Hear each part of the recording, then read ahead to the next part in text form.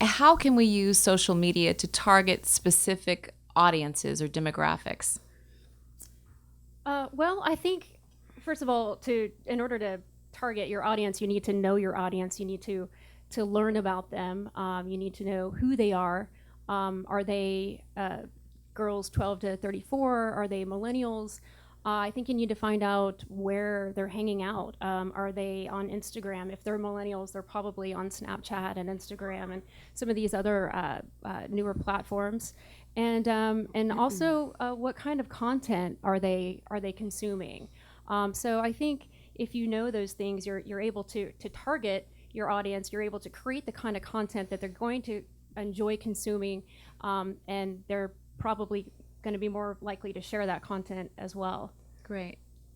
I'm sorry, Melinda, anything from the Facebook Do you side? have like anything to say about like bringing on influencers as ambassadors for those brands? Like even though you can set your strategy, but you know, and Uber has done it well, even though those are companies, but still they're brands. We have an influencer marketing division of the agency that we started because we thought that there was so many interesting people that weren't just the obvious celebrities that were driving more traffic, because we could see it in our own analytics reports. So, you know, actually being able to look up a set of keywords or sort of say my movie's about this, this, and this, and actually find like, here are the people that are influential about craft beer as an example. And it might not be, you know, the person that's doing one of the beer accounts, but it might be a guy. There's a guy at HP who has a totally normal desk job, but he's actually converts one of the highest sets of traffic around when you're talking about beer. When he talks about something, he drives an enormous amount of clicks. Wow. So I think understanding, yeah, and that's like a very nuanced example. We do, we worked on the show last summer called Summer Break, which some of you may have heard of. It was the Chernin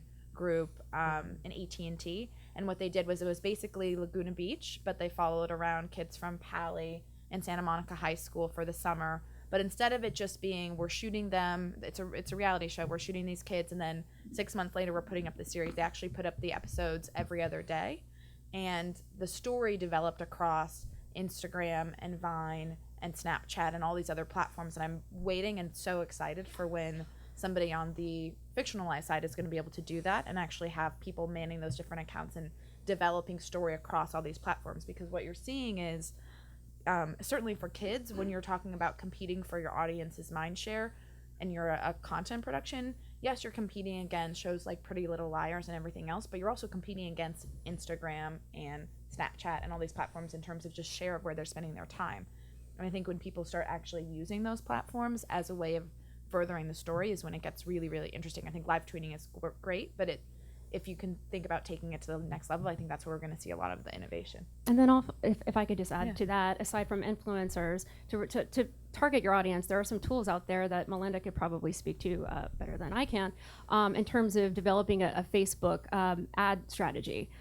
There are tools on Facebook that allow you to super hyper geo-target the right kind of audience. So if you're looking for sports fans or girls 12 to 34 that might be fans of Pretty Little Liars, and if you're trying to promote your next show or a film, definitely have some money set aside in the budget for media buys. I think that it's actually almost a must at this point, considering Facebook has changed their algorithm as much, and you're not getting that spread as you used to get years ago. That's actually not entirely true. Which Okay. I just I just want to tamp it down only because it's become such a pervasive storyline, which is based. So there's two things to that. One is just quickly to that point.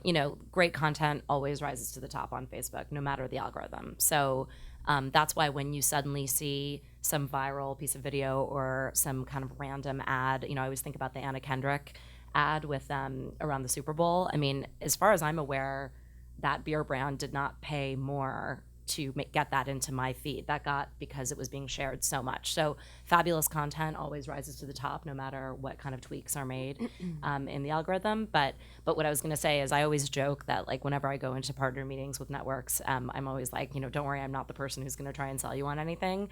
But I will just say, for the purposes of the targeting question, I mean, Facebook's ad products are incredibly sophisticated and they're pretty fantastic, and there's a reason why that space within the company is growing in the entertainment world, because people are finally starting to kind of get wind of the fact that you can target so specifically and you can figure out, fan affinity, like what you were saying about, the beer brand and what that drives. You can say, I'm a fan of the New Girl, or I'm New Girl on Fox. What do my fans also like? What other products do they click the like button on? What do they search for? All of those things. So I don't know all the details of the ad products because that's not technically my job, but there's no question that it's pretty effective. I was going to add, you were talking about like the spring or summer break series, great scripted series to check out that did really interesting way of, they set up Twitter accounts for each character. Is really interesting transmedia project. The Lizzie Bennet Diaries, they actually won an Emmy last year. And it's based on Jane Austen's Pride and Prejudice. And it's a modern day version, so it's all vlog style. It's really cool.